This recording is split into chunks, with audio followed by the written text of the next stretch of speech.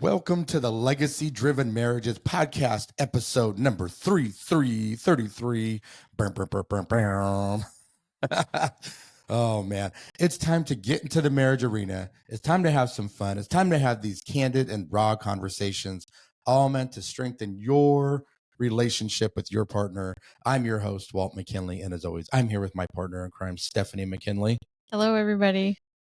As we get started today, make sure you hit that subscribe button so you don't miss a single episode.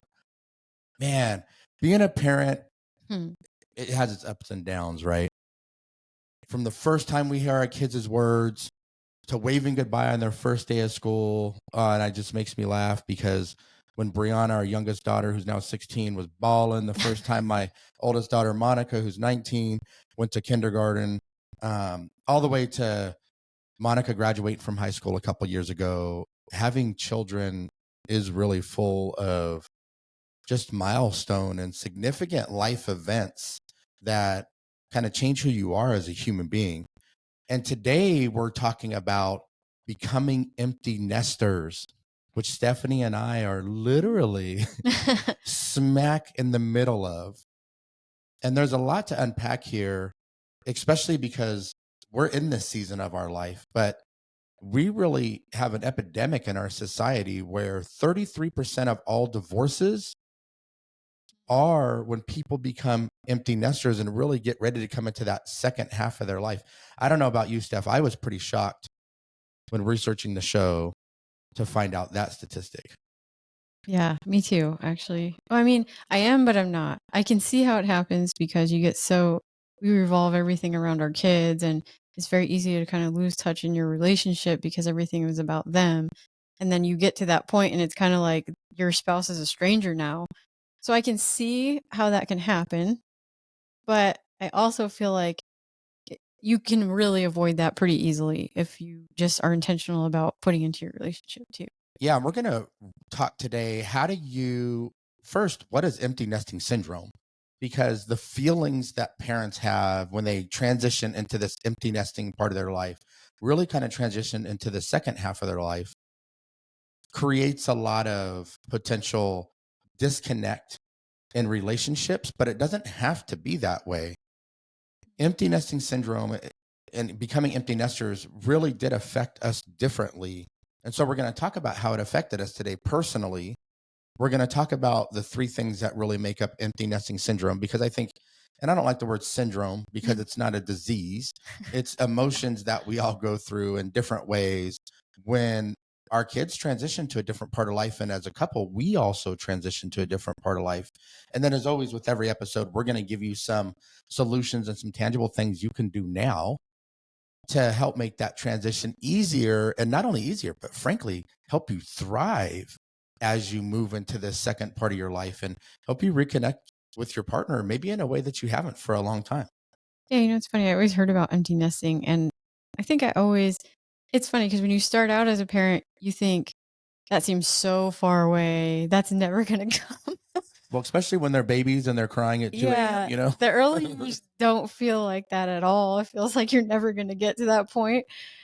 But then as your kids, like from the point they enter school, it's like the years just start flying by. And before you know it, they're leaving. And it's a crazy feeling. And you feel like you kind of dread that day as a parent. Like once you really get into the thick of things, you start to dread that day because you're so used to that family life. And I know people talked about empty nesting, but I never heard that there was a syndrome. I never heard them say empty nest syndrome. I expected that parents would have a hard time with that transition because, 18 years plus, because some of you have multiple kids. So that's even longer for a lot of you. It feels like it's so many years of always having everything revolve around their schedules and them. Right. And that I can see how it feels really weird. And we know because we're experiencing it right now firsthand. So we can really talk to this because we experienced a lot of these feelings. It's somewhat still do. And we're working and navigating our way through it right now. Yeah. And I think when we say syndrome, because that's what people use to talk about this cycle that everybody goes through in one way, shape, or form. But it really is the sadness and the emotional roller coaster that you go on that some people stay in for years. Let's be honest. Some people might be a couple weeks, some people it might be years. And so the three things that make this up is one, loss of purpose. Stephanie just talked about it. A lot of us want to be amazing parents. And what we don't realize, we kind of lose our individuality ourselves, and then we lose the couple aspect and who we are as a couple, because it becomes about being a family and being a parent first. And last episode, we actually talked about making sure individually and as a couple, you continue to pour into yourselves before you ever get to the stage. But that loss of purpose comes, you've got real sadness. And Stephanie, I know you're going to talk about how it affected you a year before Monica even graduated. And then just anxiety and that loss of control and that need to want to keep your kids safe. But hey, they're an adult now. They're going to go out and they're going to make their mistakes and they're going to struggle a little bit. And then we're going to talk about the different things that you can do and the excitement that you can build as that relationship with your spouse elevates and changes. And as that relationship with your kid changes to being an advisor and a friend versus, I'm going to say it the way I think, versus that cringy asshole parent that says they can't stay out till 4:00 in the morning. Because let's be real, when they're in the juniors and seniors in high school, they're really trying to spread their wings and testing your patience as a parent. And, and then all of a sudden one day, pow, that goes away and they're in college or they're off working or they're doing their own thing. And you even did that to your parents moving with me to Virginia at 19 and a half years old to start this life with me, which thank God 26 years later, we're still together, but it couldn't have been that way. And they were fearful of that too. So it's what a dang journey that we're going to talk about today. And how different is it to be, I've been the child that left home and not ever once really thought about how that affected my parents. I was just excited about starting my new life and everything that was to come. And it was exciting. And there was some homesickness, but not like this side where I'm the parent. You were cheering and running out the door like, it's time for my best life. We're all going to go have a blast. And they're thinking our daughter just literally left forever. Well, I know I looking back, I think about my mom and I could tell, she supported me, but I could tell she really didn't want me to leave. Or both my parents, really. I could see that they didn't really want me to leave. And I think they really didn't think I was making the best decision. And that was them because they loved me and they cared about me and they were worried about me. But I now realize, having my own daughter leave, how that feels. And now I think back about how she was, and I can see why she was that way, and I understand it on a whole different level. Yeah, to give you guys some context. So our oldest is 19 years old. She'll be 20 in April. But last year, she went away to college at Northern Arizona University. So when we talk about, we're really in the throes of this right now. We also have a 16-year-old, almost 17-year-old at home who's going to be doing the same thing. And she wants to go to Hollywood and be an actress, which really terrifies the hell out of me. They don't call it the city of fallen angels for anything. So, talk about some anxiety around that. But I think about that grieving process, and we don't think about it in respect to grieving, right, Steph? But you really did almost cause yourself anxiety and sadness way before she even left. Oh, I definitely felt all these feelings where it said loss of purpose, sadness, anxiety. I felt all of those feelings. So I definitely experienced that empty nest syndrome. And like he said, for me, it was actually prior to her leaving. I actually think her senior year was more the year that the anticipation of her leaving was harder for me than when she actually left. I think, I always felt like I was going to dread the emptiness I would feel when she left. But I think the anticipation was worse for me.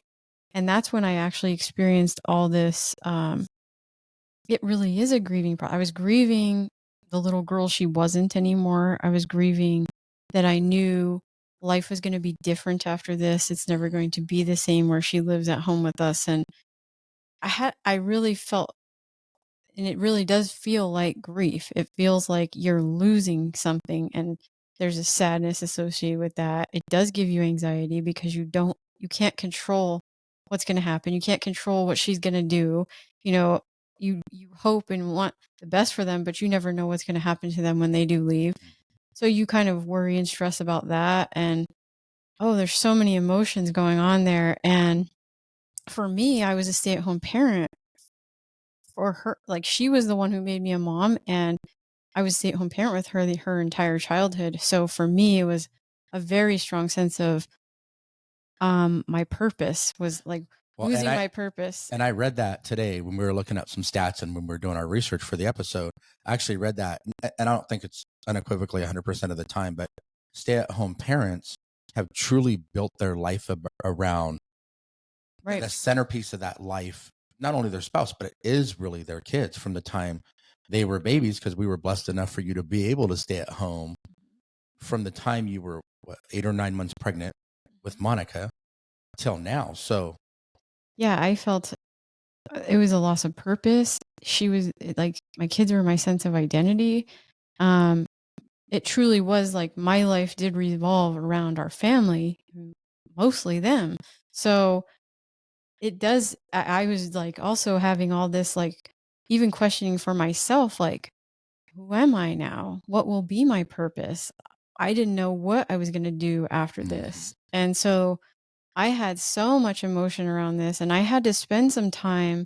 I knew I needed to let myself have those emotions and spend some time letting myself cry a little bit about it and reminiscing on some of the old things, and but also looking forward to the new things that are going to come. And you know and I know Walt had a different experience because he worked for, he's always worked out of the house. So traditionally until a couple years ago. So his sense of identity wasn't tied to that as much as mine. So it was a little bit different, and not that he didn't still have his own emotions. He absolutely did. And he'll share about that. But I can truly say you do experience all these emotions. And especially if you're a stay-at-home parent or maybe a single parent, and your identity is tied more to your children because they're so much a part of your life, it's generally going to be harder for you. But that's not to say that your spouse doesn't also have their own emotions tied to it also. I think totally true. And what was cool is you let yourself feel those emotions. You talked about how you felt way ahead of time. You made preparations and what was important to you and where your focus was going to be at way ahead of the time. Yeah, actually, I did let Walt know. I did communicate that I just told him, because we were starting to do this entrepreneur journey in her, like, kind of in her senior year. Yeah. As we were kind of probably like maybe a quarter of the way into it, a third of the way into it or so, over senior year in high school. Right. We started to do this where we were going to podcast and everything. And I let him know out front, like right away. I said, this year, though, my priority is Monica. It's her senior year. So that takes precedence over everything else. So if she has some kind of, like, she was going to have her last year of volleyball, and there was stuff tied to that senior year of volleyball. And I was like, that senior night they have and all that kind of stuff. I was like, that's going to come first no matter what. So I don't even care what's scheduled. Like, I'm going to be at those things. That takes priority. I just told him, like, I really want to be present in that senior year, knowing that that was our last year with her. And so letting him know that, he knew where I stood. And then when those because sometimes those moments did arise. And I had to kind of let him know again, like, hey, sorry, but I told you this, I'm going to be present for this right now. Yeah, I think so many people, you almost just don't appreciate the moments when you're in them. And I think if you're out there right now and you're going through empty nester syndrome, you're feeling all these emotions. First of all, just know you're not alone. And first know it's okay. And I think, Stephanie, you said something that's really profound that a lot of people will skip over, is you allowed yourself to feel those things. You allowed yourself to process those things. You can't push those things down. There's a different kind of sadness when your kids start to transition out of the house. And there's a strain that happens on marriage when you turn around and you look at your spouse and you're like, well, hi, stranger. Because all we've been doing is raising our children and working in the hustle of life, especially as they get to be in their teenagers, where there's travel sports maybe, and there's activities, and there's acting classes for one, and we're both trying to make it to both. or one's going to one with one kid, one's going to one with the other, and you're not making a lot of time to connect as a couple. And then you start to go through this grieving process where there's emotions. Maybe that one person isn't understanding, or the empathy is not there, the communication isn't there. It can really throw your relationship for a loop.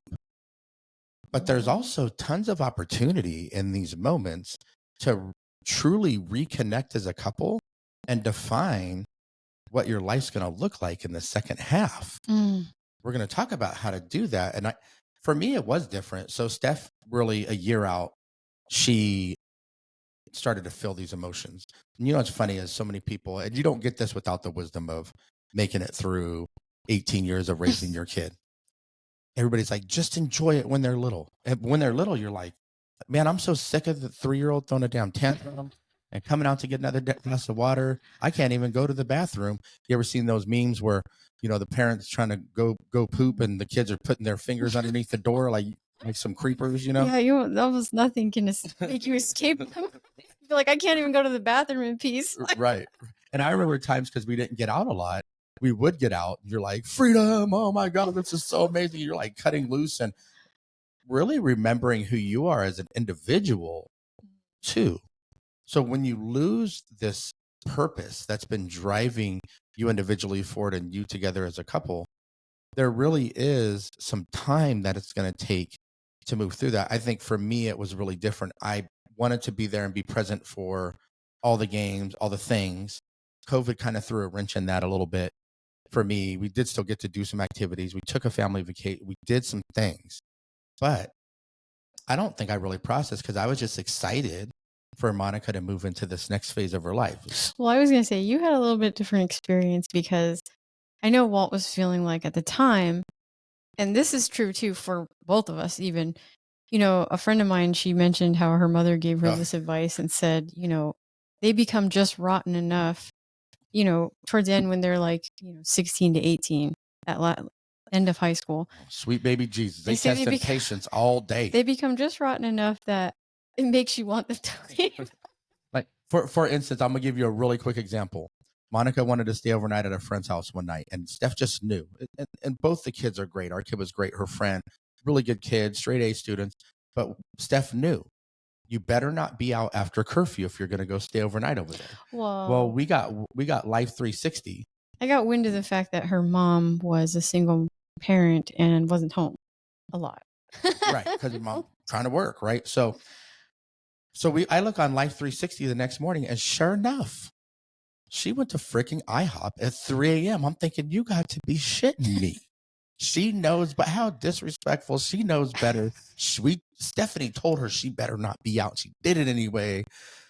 And that's that tussle. They're just rotten enough that they're okay with them leaving. That those of you guys in the teen years know who you are. They're always testing, and they're trying to spread their wings. And meanwhile, you're trying to hold them, you know, hold them back a little bit, because you're like, not yet. You're not yet. You're not an adult yet. They think you're cringe and you don't know what you're talking about. Even though at the time I'm like, between me and your mom, we have like 90 years of life experience. Calm down with your 17.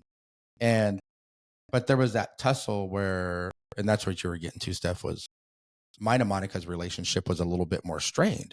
Like, she would still come to me for stuff. I'm trying to advise her, but I'm also... Well, he felt like he was having to be more of a discipline heavy with her, because, and they're kind of, you have to understand, like Monica and our oldest is a lot like her dad, and they both have a very strong drive and work ethic and things like that. There's a lot of ways that she's very similar to him. So they're the type that kind of butt heads. And so she was really wanting to assert her independence, and she thinks she knows better. And so she's always trying to, she's like acting like she's already an adult. And, you know, he feels like he's constantly having to check her. Like, no, you're not 18 yet. And I would tell her, do you think these conversations give me joy?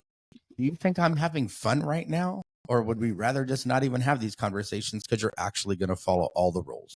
And she's like, well, I feel like you want me to be perfect. I'm like, no, I just don't want something bad to happen to you, because you're a little naive still and wet behind the ears. And so, but she didn't think so. She just thought I was being a strict ass dad in the moment. So I felt like for them, like there was a lot of tension starting to build. Like, okay, we were really getting to where like we're kind of ready for you to go because you need to experience it out there in the real world and see that it's not what you think and you don't know everything. Well, and so I'm sure some of you relate to that. And there's little moments that hit you. So Steph talked about her starting a year out. For me, it was more excitement for her to go spread her wings, for her to kind of like step into the semi-adulthood of college life, for her to really elevate to that next season of her life, and for our relationship to strengthen. But I always go in every single night and give the kids a hug goodnight, tell them goodnight at least. Just been my thing as a dad. I didn't get that growing up. So it was like really important for me to be able to do that as a dad. And one night it just hit me that she was gone. I go in her room to say goodnight, and just out of habit, I open and I'm like, damn, she's not here anymore. And so while Stephanie was experiencing something different, even as a father, I did too. Yeah, but I was saying mine was I felt like I was feeling it more before she left, and I feel like he felt it more after she left. Like an empty space in our home. He got the chance to miss her now. Like, so there wasn't all this tension of like this tussle between them because she's trying to be, an adult and we're trying to still like parent her because she's not there yet. And so when she actually went away, it was kind of better for their relationship because there was a chance to miss each other. There was a chance to see, like, I think she got a new appreciation for really what we were doing as parents because, when they move out, they have to do a lot of the responsibilities that you tended to take care of for them. Yep. And so there was a different relationship happening there. And so I think for him, yeah, it hit him a little bit more when she left, where for me, it was like even before she left. Well, because even though in some moments I felt like she was such a pain in the ass, testing my patience, she's still my daughter, still my firstborn. I love her to death. And so there was an empty spot in our home of her not being here. It's interesting as I heard a buddy of mine at a speaking event, both of us did together, and he talked about his daughter leaving cups all over the place. And I was thinking with her, it was shoes. She left her shoes everywhere. Yeah. Leaving cups all over the place. And one day he just realized he's not picking up cups after her and telling her she needs to clean up her mess anymore. And it really hit him in the moment, like, wow, she's gone. She's really transitioned into adulthood now, and things will never be the same. But that doesn't mean they can't be better or different in the best ways. And so we want to talk, if you're in this season right now and you're feeling the grief and the loss, or it's coming, number one, I want to say, really do enjoy the moments with your littles, because 18 years later, they're gone. And it just won't It goes be the faster same. than you think. Right. And number two, I think realize that there's this cool dynamic that starts to flip over when you get past the emotional state that you're in these moments. And I'm going to talk about the first thing that you can really do, that you need to do, frankly, in order to get past this loss of purpose, sadness, and anxiety filled stage that we all experience in our own ways. And that's communicating how you feel with your spouse, really being vulnerable in the moments and listening to each other, empathizing with each other, realizing, like, man, Stephanie's experience and my experience is different, but we're also experiencing a lot of the same emotions in the moment. And as we talk to each other, it did help us bond more over it. It did help us see how the other person felt. It helped the person talking feel seen and heard by their spouse. So it actually started to really strengthen our relationship because we were able to support each other through the process. Well, yeah, when I said I shared with him how I just wanted to be present that senior year, he then allowed me the space to do that. And so he showed up for me in a different way because I communicated that to him and he knew where I was coming from. And I'm sure in some ways he would kind of get that anyway, but Right. I was very adamant about it. Like, no, you don't, it's going to be hard for me. Like, you're just not going to understand what this feels like for me because she has really been my world this whole time. And I'm really losing a big piece of me. And not that you aren't, but it's in a different way because I spent all day, every day with her. And I still, like, I'm even getting kind of emotional now because and there were moments, I had moments where it is really like grief, where I just saw a picture of her when she was little and I would just break out in tears thinking about how it's never going to be like that. And I'm going to, and just feel, and I would let myself have that moment of just, oh my gosh, like, I need to grieve this little girl I don't have anymore and realize that she's an adult but I needed to take those moments and actually let myself feel that. And because I did that, like I said, I did it like kind of that whole year. Then by the time we actually said goodbye, I was a lot more at peace and at terms with it because I had let myself feel all that. And, it really did help me move forward after that. And not that there still weren't moments of sadness. Like he said, you go to their room and they're not there. And, but you start to learn your new normal and your new routine and, you move on. But you do really need to communicate how you feel about it because your spouse isn't going to be a mind reader. They're not going to know. You need to let them know, hey, like I'm kind of struggling with this. And I even let him know too, like I kept bringing up like, but this loss of purpose was really big to me too. I was like, I'm struggling. Like, what am I going to do now? This has been my life and that was my purpose. But because she talked about all that stuff, I could support her differently. And man, you got to talk about this stuff too, because it is going to hit you different. And then your wife can support you, your partner can support you in a different way too. And man, when you can really get where you're supporting each other in those ways and giving each other what you can in the moment, or Stephanie was having a rough day. Maybe you think you're about to get intimate that night, but your spouse is just sad because your kid called from college, and it just you just understand. And when you understand, you can respond versus reacting to your own emotion. And so communicate during the process and be really honest about how you feel and what you need. And then we're going to go to number 2 now. So the first one's communicate how you feel. The second is date your spouse again. This is huge. Man, there's so many aspects to this I want to talk about. Stephanie and I, as soon as the kids turned 16, we felt like we got some newfound freedom up in here. Now limited, right? We couldn't take off and leave the kids at home and do all that, but we could start going on dates. We could start really enjoying each other again. It was almost like we started dating again the same way we did before we had kids. We just had more money to do cooler stuff. Yes. Now we're a little older, so it was a little different, but we were just like, this is cool. We don't have to find a babysitter. Like we don't got to pick one up from work. We don't got to, they can drive themselves home from practice. This is amazing. Don't have to find them a ride. Don't have to none of that. It was like, we can actually just plan this and go and enjoy each other and not be worried rushing back. Or it was just really nice.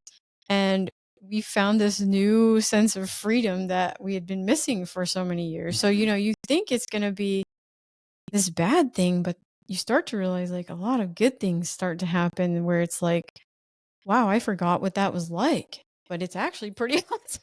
And don't wait till you're staring at each other in an empty house to start dating again.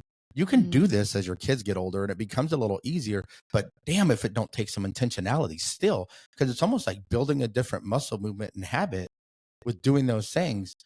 And don't be afraid when you're young and you're naive and you don't know any better, man, you're down to do whatever. Super adventurous, ready to go try anything new. And so, yeah, I can't go hike Mount Everest with the way my back and my knees are after multiple surgeries. But this is true. But I don't need to. So we wanted to go try different things together. We wanted to go try new things together. I'll never forget Stephanie. This is before when the kids were still a little bit smaller. She got me to go to Wicked, which is this huge Broadway show. And I was like, bro, I ain't trying to go to no Wicked. This sounds so lame. It just sounds dumb. I'm not down for that. But we hadn't really been on a date in a long time. I can tell she really needed me to do something different that she wanted to do, not that I wanted to do. So I went. And what's cool about trying new things and doing something adventurous that's outside of your comfort zone and the norm for what you want to do, you find that you might like something more than you did. So I got to tell you, the talent level in that show and the production value and the way people were singing, I thought it was going to be dumb, like singing and dancing. Nah, I'm good. And it ain't even country music or 90s hip hop. Like, if it ain't one of those, and I'm well, not also it's related to Wizard of Oz, so you were like, oh Lord. Yeah. But it was a totally different side of the story. It was so good, y'all. It was so good that I would actually go watch. I'm not. He started recommending it. I'm not chasing down Broadway shows, but I would for sure go watch one again. But I wouldn't have done that if I wasn't willing to get outside of my own comfort zone and get outside of what I wanted to do something my spouse wanted to do. Well, and I really appreciated it because then it felt like, oh, well, spending time with me was more important than what we were actually doing. And that meant a lot to me because it was like, okay, you're willing to go do something I knew wasn't really his thing. He did it for me.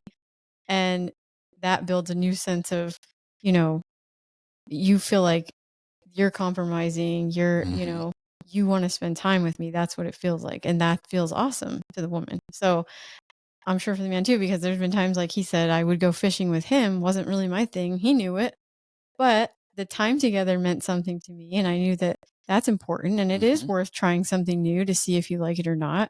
It's not something I would go off and do by myself, but I did enjoy doing it with him. It was fun. I actually caught a lot of fish the first time. So I thought it was amazing.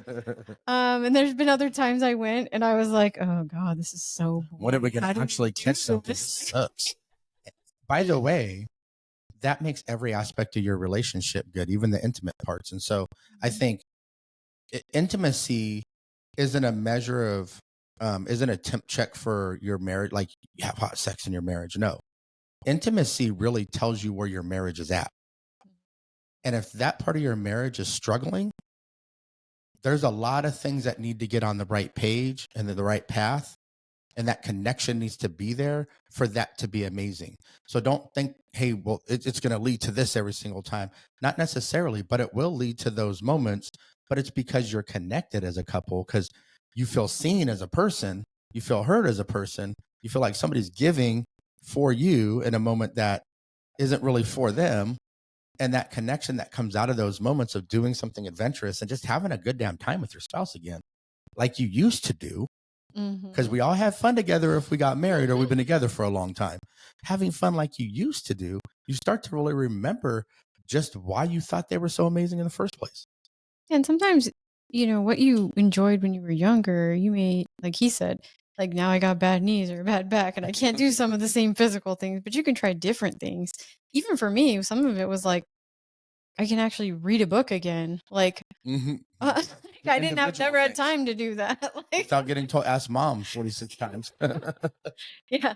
Without all the interruptions, like go take a cooking class together, go take dancing lessons, go do something that, like, around here, country line dancing is really big because there's a lot of country bars and stuff. And so that's like a fun thing a lot of couples do. And we had some friends that recently they just went and did a cooking class together and said it was really fun. And they both liked to cook. So it was like, hey, this is a bunch of your girlfriends went. So it's a great time to reconnect with friends too and find out what you like doing again. Not just with your spouse, because you still need individual interests. Stephanie and I will just go off-road together. We'll take the Jeep out, take the top off when it's not 116 in Arizona, and we'll just go off-ride. We're not getting crazy out there, but it's fun. We jam our music, we listen, we chat, we talk about the next thing, which is huge. We talked about communication. We talked about dating your spouse again, trying new things as a second one. And the third one, we do this a lot when we go out and we go for a drive, is we talk about the vision for the second half of our life. We dream together. What do we think our life can look like together as a power couple? Not, oh my God, I'm sitting here with my spouse and I hate them. I don't even know how to talk to them anymore. What's your name again? We really haven't said 10 words to each other in the last 3 years because we've been so busy with the kids. It's being intentional about finding moments to reconnect. There's even cards, which I do want to create one day. Cards that we went to a date night at church the other night. They had this big, huge event thing, and it was connection cards. So on the back, it was like 5 things to initiate conversation. There's literally cards you could buy, conversation cards that can help you have those conversations and just open up dialogue with your spouse. And some of the questions we wouldn't have thought to really even talk about. It was cool. Yeah, I saw something where it said, like, ask your spouse about some things that you think you already know about them, and you might find that things have changed or they feel differently because of we're in a different part of life. Talk about that for the vision. Well, and this is what I mean by, so when you started out as a couple, what were the things that you dreamed about together? Usually it's, we want to buy a home and we're looking forward to starting the family and the things we're going to do as a family and all of those things you had as dreams when you started out as a couple. Now you're in this different phase of life. Your kids are grown up. They're starting to move on to their own life. And you find yourself sitting there, like you said, looking at each other. And you got to find new goals for each other. So I know for us, we've talked about at some point getting an RV and just traveling around, or even just we just want to travel to places we couldn't when because that's one of those things that's very hard to do with kids, or you don't enjoy it in the same way with kids. So like we want to go to Europe and things like that too. And we're, some of you, it might be downsizing your home because you're like, I don't need this much space and all this stuff. And I'd rather have something I can just kind of lock up and leave. And, or a 55 plus community, or something where, you could engage in more things at this older age with people that are in the same space as you.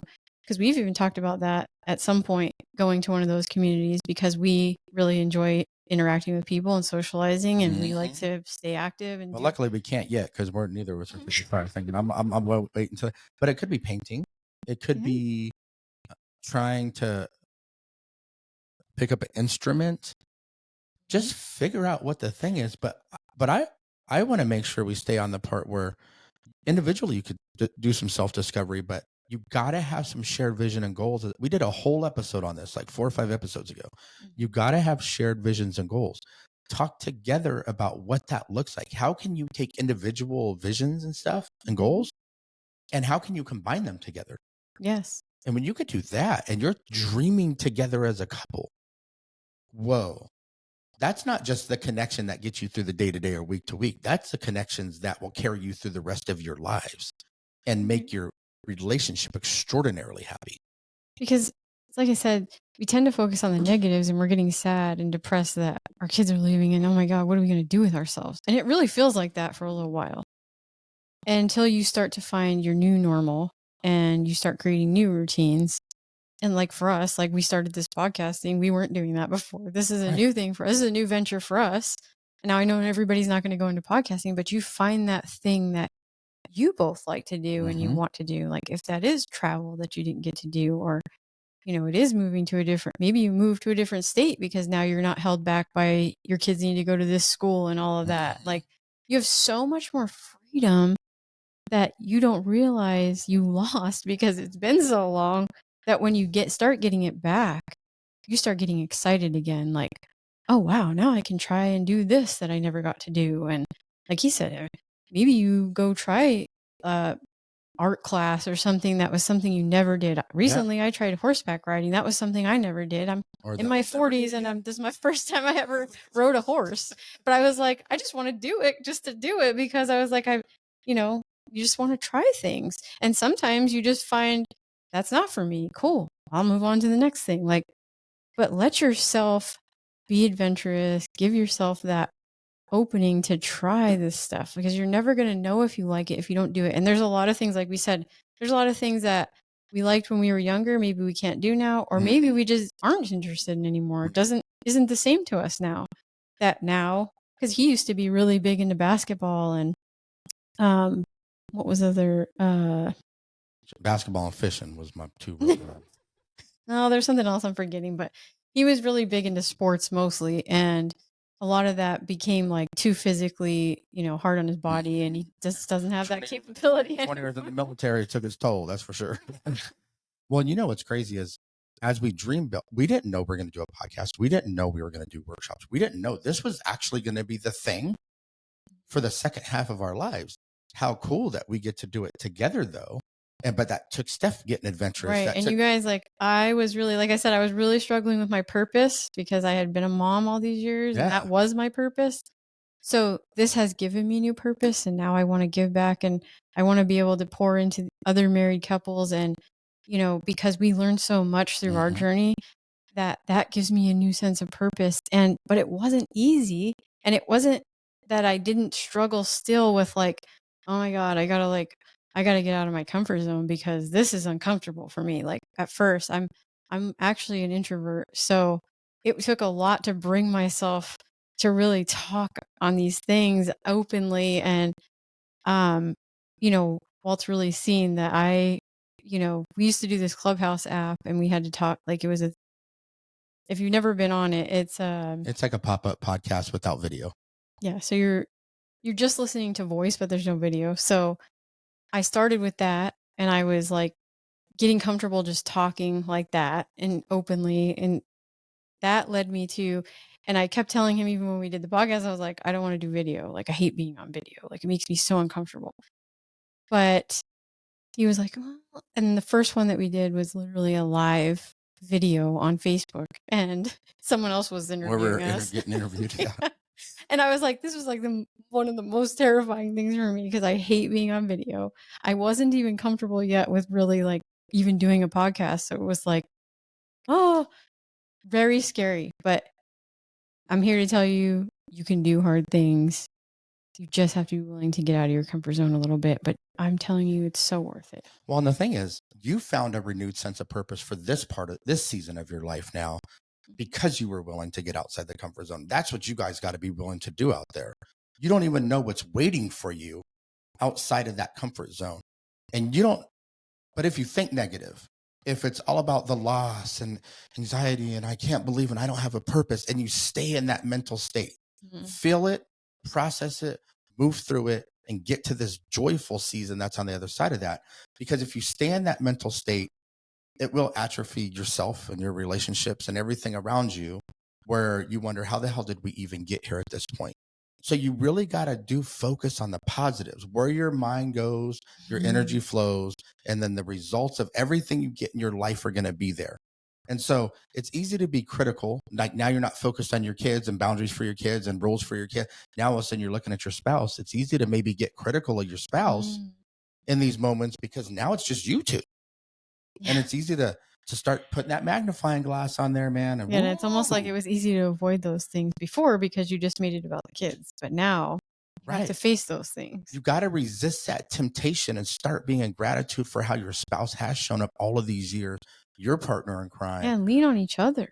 Right. Support each other. And realize when you're dreaming about things together, when you're dating your spouse, when you're talking about how you feel and the good and the struggles, you start to elevate your relationship in a significant way. And the cool thing about being a parent in this season of life, my daughter is my friend. Guess who she calls from college when she needs some real life advice? Guess who she calls when she's in her communication class and they gotta talk to people in corporate America, or she wants to get promoted at work and she wants to, how would you go about this, Dad? So now I just get to be an advisor and a friend. I'll always be her dad, so I'm always going to advise. I don't have to be the heavy anymore. I don't have to be the person setting the boundaries that she doesn't really want to abide by, but she has to because she lives at home. So our relationship has flourished as we dreamt more and more and more together. My relationship with my daughter has even gotten a lot better. There's so much you guys don't know, like, get through the painful portion of your emotions and get to this exciting place that's literally waiting for you on the other side of this dark tunnel you might feel like you're in.